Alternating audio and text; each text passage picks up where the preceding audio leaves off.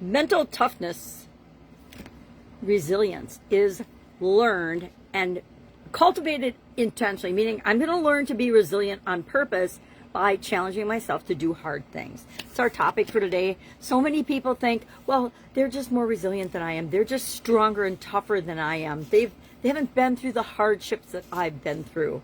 You ever caught yourself thinking that? I have. Sometimes we compare ourselves to others, even though it's a ridiculous thing to do. And we think, oh, they're super duper successful, or they're ahead of me on their journey because of all the luck and all the great things that just happen to fall in their lap.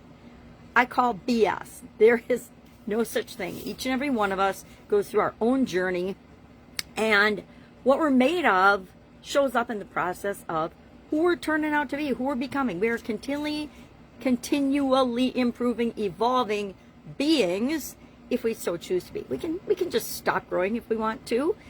I suppose there's probably been a couple times in my life where I've just said, yeah, good enough. I'm just going to flow and float with this for a while. But then something will happen to me or my life or someone in my life, and I'll realize, okay, well, it was super comfy, but I wasn't growing. And if I'm not growing, it drives me crazy. I have to be learning, growing, and becoming a better version of myself all the time. Thus, the annual challenges. So, mental toughness. Here's what I'm going to start right off with what our action item is today. I want you to share the biggest challenge in your life so far that you have overcome in the comments below. You can describe it if you want, but you don't have to. You could just say, any of you moms here, the toughest thing I've ever done, the hardest thing I've ever done is give birth to a child. And, bless all of us that do it more than once, because after that first time, you're like, am I ever going to really do this again? But for me, it did get easier the second time. So I would say yes. Plus, I wanted a boy and a girl. I just had always decided a long time ago that I was going to have a son and a daughter, and that's exactly what I created and manifested in my life. So mental toughness. On a scale of 1 to 10, how mentally tough or resilient do you consider yourself?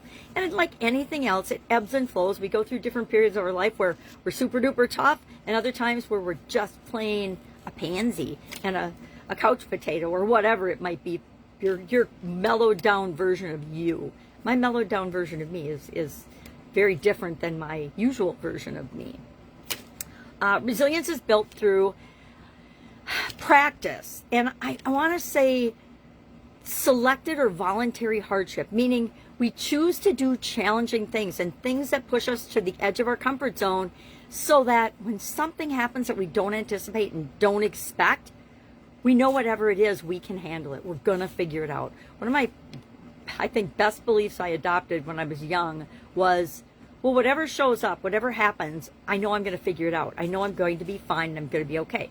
It might take me longer than necessary to wallow in certain things that happen in my life, aka my divorce, but and why?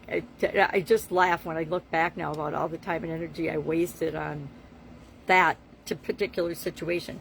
So some things were tougher in than others. Certain life framework areas of our life were tougher in than others.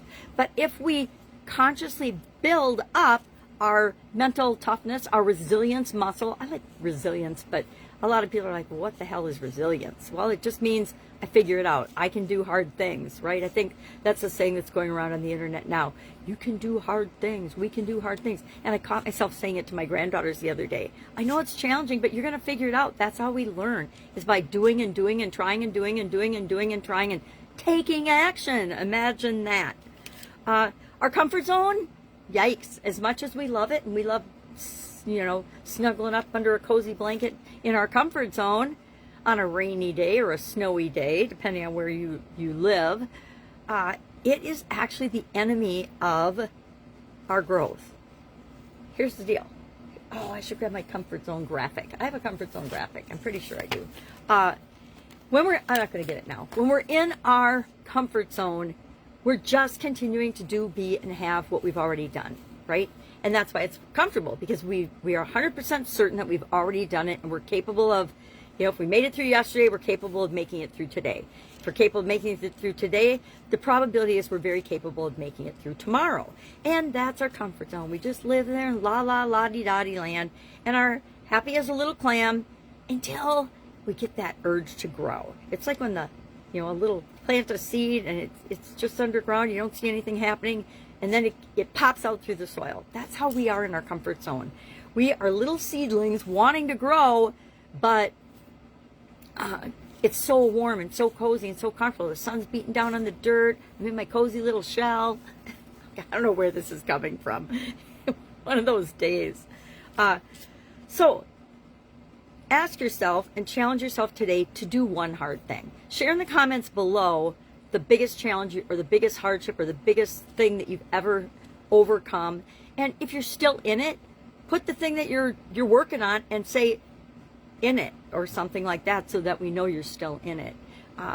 It's extremely powerful when we share things like this, because it opens up the universe and opens us up, which is what really needs to open up, to all the possible ways of dealing with that thing. It's when we keep it inside ourselves, we don't tell anybody what we're going through, or we don't have anybody or anything to bounce this off of. And I'm going to tell you right now, do not use AI for this kind of thing. If you're having a challenge, AI will tell you whatever you want to hear to make you feel better, even if it's wrong, evil, negative, bad for you. It's kind of like your subconscious, right?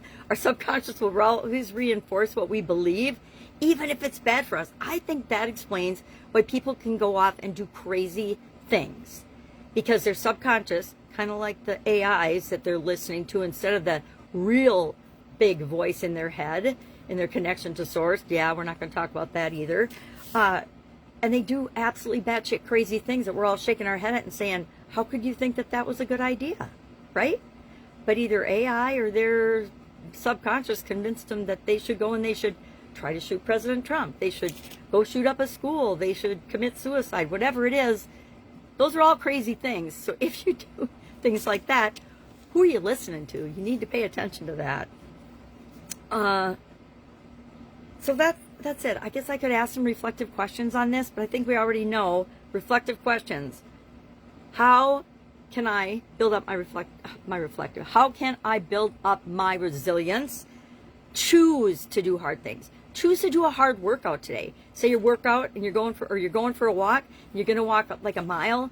Walk an extra half a mile or something. I used to do this to myself all the time to train and be better. I would tell myself I was going on one trail, and then when I got to the halfway point of that trail, if I kept going, I still had to come all the way back. But that was my way of tricking myself into doing a much harder workout and a much longer walk.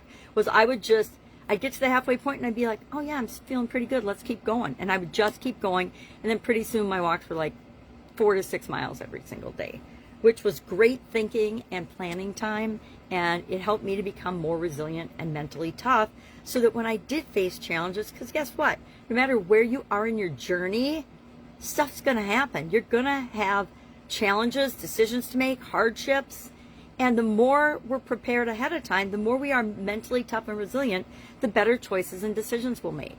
And guess what? We'll learn from those ones that aren't our best decisions or weren't really in our best interest, and hopefully we won't make those again. I have a saying that I've made a gazillion mistakes in my life, but I try not to ever repeat the same exact mistake over and over and over again. And every time something comes up in my life a second time that feels a little bit like it, number one, I know I made it through the first one, so I can figure this one out. And number two, I realized that I didn't actually let go of or really learn the lessons, all the lessons that I needed to from that first situation, or it wouldn't have shown up again. At least that's my belief. And I choose to believe it because it means I make less mistakes the older I get and the more experienced I get. All right, any questions about this? Hit me up and ask. I am launching my Supersize Your Business freemium school community today. So if anybody's interested in that, put school community or school or supersize in the comments below, any one of those, and I will respond and send you the link to it. If you have any business aspirations at all, it's really designed for really experienced business owners. But guess what? If you can get in rooms like that or around people like that that are already experienced, and you're just starting out, if you can sneak in the doorway and stretch your comfort zone, you will grow faster than you can even imagine. All right, have an awesome day. Any questions? Ask. Otherwise, I'll be with you tomorrow. Bye.